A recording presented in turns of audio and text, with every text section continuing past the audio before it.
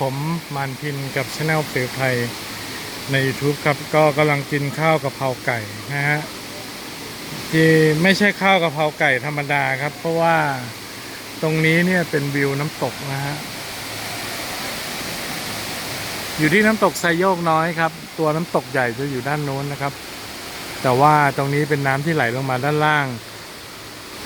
ปีนี้น้ำเยอะจริงๆครับแล้วก็เก้าอี้ตรงนี้นี่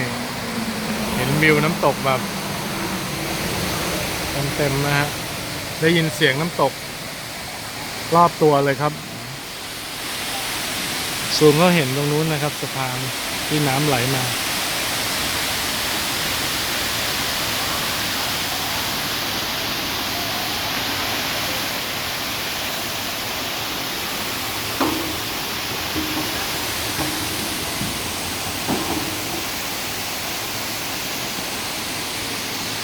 ก็กินข้าวกะเพราไก่ไข่ดาวครับมาเมืองการนี่ต้องกินกะเพราร้านนี้ร้านแม่ลมนะฮะอยู่ข้างน้ำตกพอดีฮะไข่ดาวนะครับตัวร้าน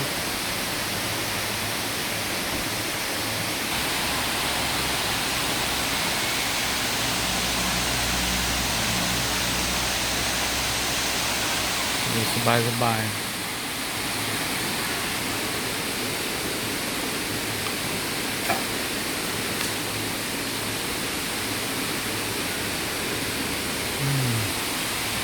อร่อยอร่อย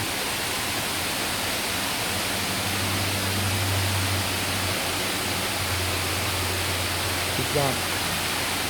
ข้าวบือมากครับได้มากินกะเพราแก้มน้ำตกนะครับ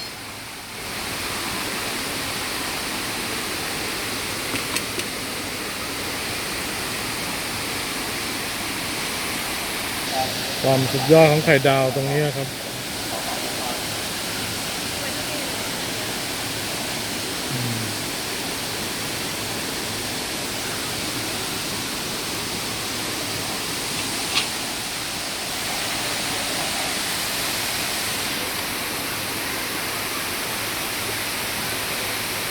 เริ่มเลยมาก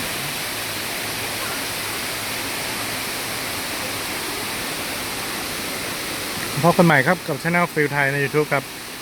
บรรยากาศนั่งกินกะเพราไก่ที่น้ำตกไซโยกน้อยอำเภอไซโยกจังหวัดกาญจนบุรีครับผมสวัสดีครับ